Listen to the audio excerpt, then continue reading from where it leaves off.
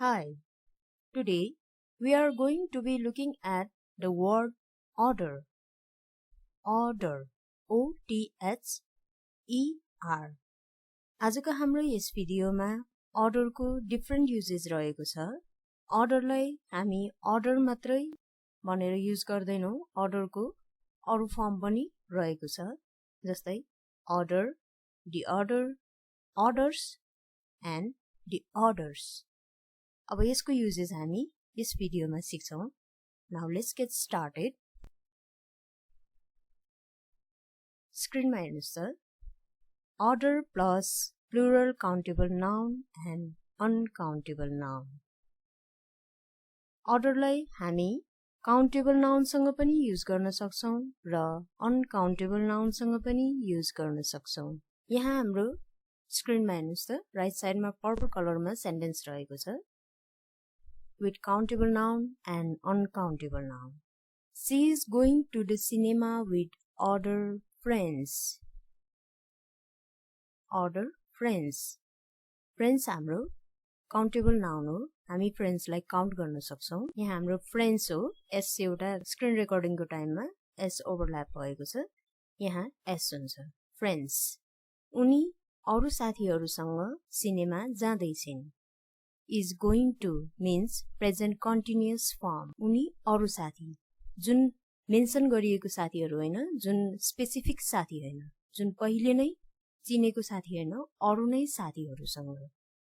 Next sentence. Do you have any other information? Do you have any other information? तिमीसँग अरु information छ. Information हाम्रो uncountable noun. Next sentence. Other information can be found on our website. Other information can be found on our website. अरु information हाम्रो वेबसाइटमा भेटाउन सक्छौं. Next sentence. Are there any other answers? Are there any other answer? यहाँ अरु पनि आन्सरहरु छन्. यहाँ अरु पनि आन्सरहरु छन्. Order को next use is talking about two things or people. It means second of two things or people. Order लाई हामी determiner सँग पनि use गर्न सक्छौं. Determiner भनेको the, his, her, our, my यस्तो वर्ड रहन्छ determiner मा. र determiner plus order पछि हामी singular countable noun नै युज गर्छौं. यसको युजेसमा talking about two things. determiner हामी जब हामीसँग दुईवटा वस्तु or people व्यक्ति हुन्छन्. दुईवटा मात्रै, दुई भन्दा बढी हुँदैनन्.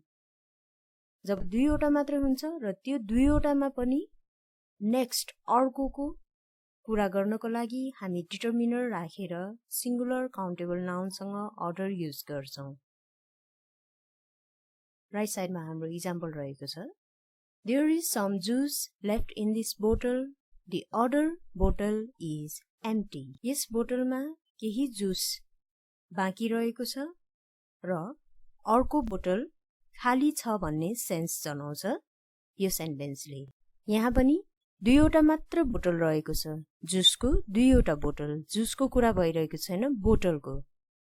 जुस हाम्रो अनकाउन्टेबल नाउन हो र बोतल हाम्रो काउन्टेबल नाउन हो. जुसलाई हामी सम, एनी वर्डसँग युज गर्न सक्छौं. सम र एनीको युजेसको लागि मैले अलरेडी भिडियो राखिसकेको छु. तपाईले त्यो भिडियो फेरि एकचोटी हेर्न सक्नुहुन्छ कन्फ्युज भएमा. Next sentence. I don't like her other cat. I don't like her other cat.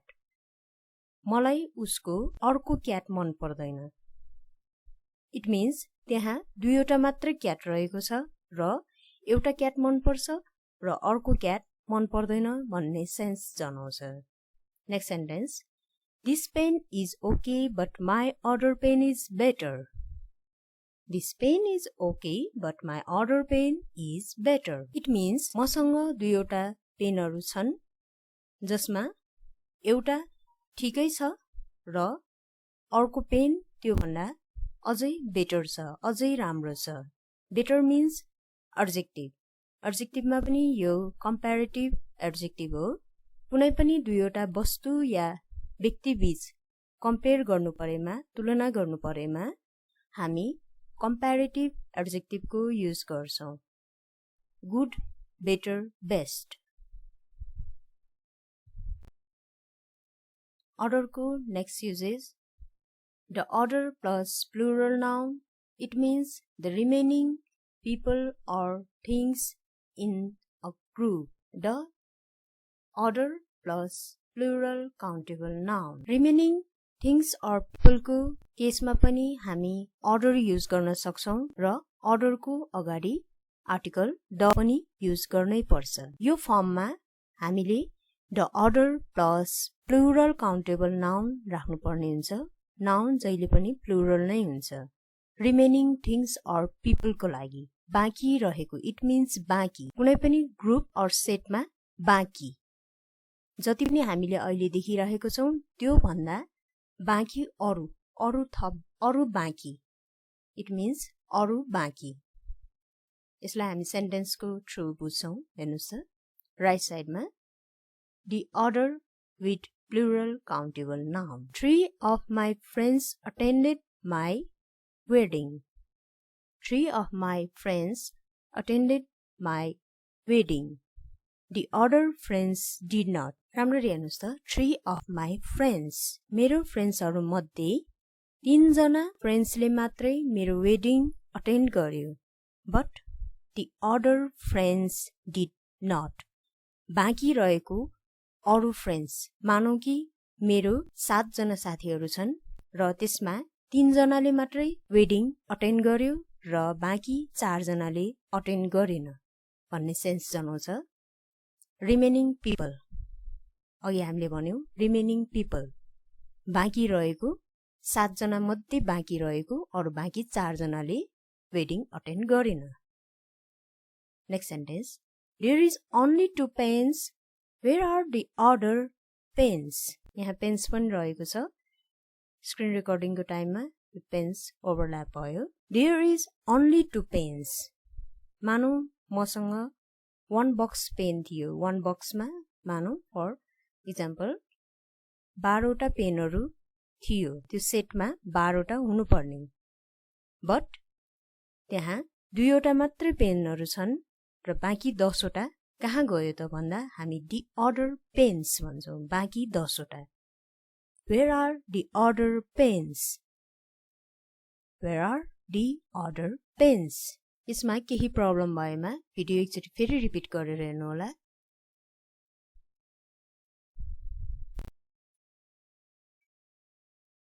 order को अर्को युजेस रहेको छ order plus plural countable noun and uncountable noun. It means alternative or different.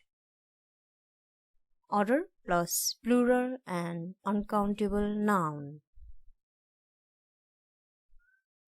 छुट्टै, it means छुट्टै, यो बाहेक अर्कै खालको, यही हैन यसको सट्टामा अर्कै। राइट साइडमा हेर्नुस् त different or alternative. These shoes are too small. Do you have other shoes? Shoes हाम्रो plural noun हो। यो shoes एकदमै सानो छ। तिमीसँग अर्को shoes छ? अर्को, यो बाहेक अर्को। Next sentence. This one is too big. Do you have it in other sizes? अरु साइजहरुमा other sizes. Plural countable noun. यो एकदमै ठूलो छ। यो बाहेक अरु पनि छन् साइजहरु, अरु साइजहरु। Is there any other shops? तपाई कतै शपिङको लागि जानु भएको छ भने तपाईले खोज्नु भएको सामान त्यो शपमा पाउनु भएन भने तपाई अरु कोही कसैलाई सोध्न सक्नुहुन्छ। यो बाहेक अरु पनि शपहरु छन्। Is there any other shops? Order को अर्को युजेस रहेको छ additional or extra. Additional. यो सँगसँगै अर्को पनि, अझै अर्को, order plus plural countable noun and uncountable noun. It means additional. Right side मा हाम्रो केही सेन्टेन्स रहेको छ. We are looking at other ideas. We are looking at other ideas. Idea हाम्रो countable noun भयो. हामी काउन्ट गर्न सक्छौं. एउटा, दुईवटा. हामी अरु पनि आइडियाहरु खोजिरहेका छौं. अरु पनि idea. Next sentence. We have other pens for you. We have other pens for you. हामीसँग अरु पनि पेनहरु छन् तपाईको लागि. यो बाहेक अरु पनि पेनहरु छन्. Additional pen. यदि यसमा इंक सकिएमा अरु पेन पनि छन् भन्ने सेन्स जनाउँछ. Next sentence. Do you have other sisters and brothers? तिम्रो अरु पनि भाइहरु बहिनीहरु छन्. मानौ कि तपाईको कुनै पनि एकजना चिन्ने व्यक्तिको तपाईले एकजना मात्र भाइ चिन्नुहुन्छ भने र अरु भाइ बहिनी छन् या छैनन्, उ बाहेक अरु छन् कि छैनन् सोध्नको लागि Do you have other sisters and brothers? यसरी सोध्न सक्नुहुन्छ. Order को अर्को युजेस रहेको छ as a pronoun. Order लाई हामी as a pronoun orders को फर्ममा युज गर्छौं. यदि त्यहाँ नाउन प्लुरल फर्ममा रहेको छ भने हामी अर्डरमा s एड गरेर orders युज गर्छौं as a pronoun. यहाँ हेर्नुस् त राइट साइडमा. Where are the orders? Where are the orders? For example, तपाईसँग हुनुपर्ने 20 वटा कपी छन् भने त्यसमध्ये अहिले तपाईसँग 10 वटा मात्रै कपीहरु रहेको छ भने तपाईले यसरी सोध्न सक्नुहुन्छ. Where are the orders? Where are the orders? हामीले अलरेडी कपी त्यहाँ मेन्सन गरिसकेका छौं. There are only 10 orders भनेर हामीले यसरी मेन्सन गरिसकेका छौं भने त्यसमा बाँकी कहाँ रहेको छ त सोध्नको लागि Where are the orders? यसरी as a pronoun को रूपमा पनि हामी orders युज गर्न सक्छौं. Next sentence. These chairs are dirty. We need orders. These chairs are dirty. We need orders. यहाँ these chairs भनेर अलरेडी फर्स्ट सेन्टेन्समा चेयर लाई मेन्सन गरिएको छ र नेक्स्टमा हामी फेरि चेयर भनेर मेन्सन गर्दैनौ, orders फर्ममा युज गर्छौं. Order को अर्को युजेस रहेको छ as a pronoun for singular countable noun. तपाईले भिडियो अलिकति ब्याक गरेर हेर्न सक्नुहुन्छ. अघि orders भन्यो प्लुरल फर्मको लागि. अब as a pronoun order हामी singular countable noun को लागि पनि युज गर्न सक्छौं. त्यसको लागि the order one भनेर हामी युज गर्छौं. the order one as a pronoun. यहाँ राइट साइडमा हेर्नुस् त. Example. It's exactly as same as the other one. It's exactly the same as the other one. यो exactly अर्को जस्तै रहेको छ. अर्को सामान जस्तै रहेको छ. अर्को सामान सेम अर्को सामान जस्तो रहेको छ. It's exactly the same as the other one. मानौ कि कुनै पनि शर्ट or कुनै पनि वस्तु तपाईले अलरेडी मेन्सन गरिसक्नु भएको छ र फेरि त्यो वस्तुलाई रिपिट गर्न नपरिकन the other one. तपाईसँग एउटा शर्ट रहेको छ र त्यो शर्टको बारेमा तपाईलाई पनि थाहा छ र अर्को साथीलाई पनि थाहा छ भने त्यसपछि हामी यसरी यो पहिलेको शर्ट जस्तै सेम छ भन्नु, यो पहिलेको शर्ट जस्तै सेम छ नभनिकन हामीले the other one यसरी युज गर्न सक्छौं. Next sentence. I have 2 dogs. One of them is black and the other one is white. यो सेन्टेन्सबाट अझै तपाईलाई क्लियर हुन्छ. मसँग 2 वटा डगहरु छन् जसमध्ये एउटा ब्ल्याक र अर्को व्हाइट. यसमा फेरि अलरेडी I have 2 dogs भनिसक्यो. यसमा एउटा डग ब्ल्याक र अर्को डग व्हाइट भनिरहनु पर्दैन.